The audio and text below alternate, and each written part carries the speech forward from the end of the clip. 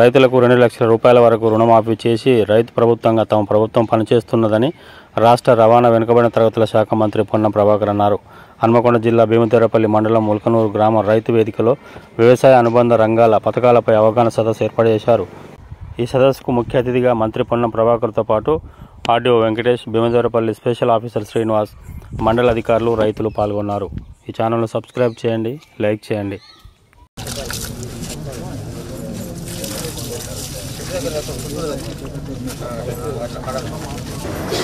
ఇలా రైతులకు సంబంధించి రుణమాఫీ చేసిన తర్వాత గౌరవైన ప్రాజెక్టుకు సంబంధించి నిధులు తెచ్చిన తర్వాత మిమ్మల్ని అందరూ ఒకసారి కలవాలని నియోజకవర్గంలో ఉన్నటువంటి 41 రైతు వేదికల దగ్గరికి ఈ విధంగా వస్తా ఉన్నాము. ఇలా మల్లారం కొత్తకొండ క్లస్టర్ అనేటువంటి గ్రామానికి వచ్చినాం. ఏవో గారు చెప్పినట్టుగా రైతులకు సంబంధించిన రుణమాఫీ గతంలాగా 1 లక్ష రూపాయలు 4 కిస్తులుగా కాకుండా 2 లక్షల రూపాయల లోపల ఉన్నటువంటి వాళ్లకు మొదటిసారి 1 లక్ష రూపాయల లోపల 99,999 రూపాయలు ఉంటే కూడా అందరికి 1 లక్ష రూపాయల లోపల అందరికి ఒకటేసారి మాఫీ అయింది. దాని తదుపరి సెకండ్ ఫేజ్ లో 1,50,000 రూపాయలకు అయింది. ఇప్పుడు 2 లక్షల రూపాయల లోపల ఉన్న మాఫీ అవుతుంది.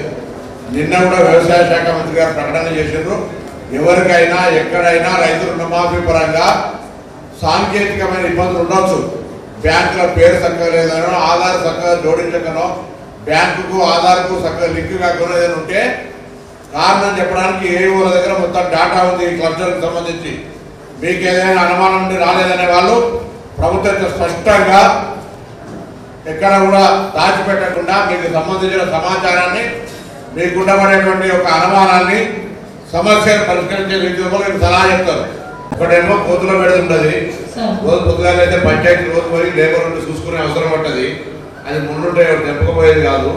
రెండోది మళ్ళీ మీరు పండిన తర్వాత అమ్ముకోవచ్చు.